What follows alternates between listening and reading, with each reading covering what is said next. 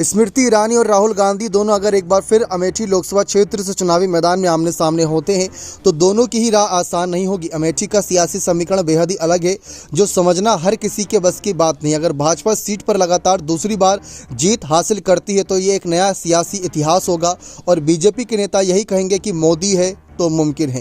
हालांकि राहुल गांधी और कांग्रेस को इतना कमजोर समझना भी आसान नहीं। आपको इस वजह तफसील से समझाते हैं। जी हां, आप सभी को बता दें कि अमेठी में 16 बार हुए लोकसभा चुनाव में कांग्रेस को महज 3 बार हार झेलनी पड़ी है। यही नहीं, सीट के सियासी इतिहास का जिक्र करें तो एक भी बार भाजपा यहां से दोबारा जीत हासिल नहीं कर पाई। ये फैक्टर निश्चित तौर पर इस स्मृति ईरानी की चिंता में इजाफा करेगा। यही वजह है कि स्मृति यहां तमाम कोशिशें कर रही हैं।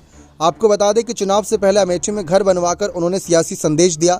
हालांकि डॉक्टर संजय सिंह, रविंद्र प्रताप सिंह का अमेठी निवासी फैक्टर उन्हें इस सीट से दोबारा जीत दिलाने में कारगर साबित नहीं हुआ था।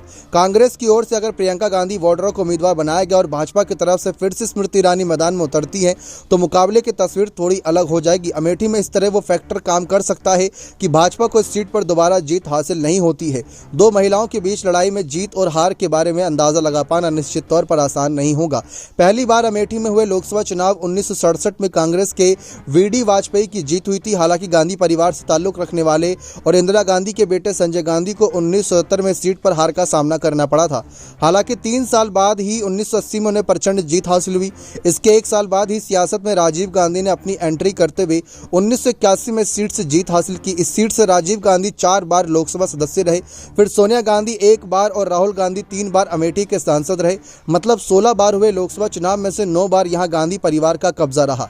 लोकसभा चुनाव के पहले अमेठी के सांसद और मोदी सरकार में मंत्री स्मृति ईरानी ने यहां अपना घर बनवाकर बड़ा सियासी संदेश दिया है, जिससे जानकारों का मानना है कि इससे थोड़ा फायदा तो हो सकता है।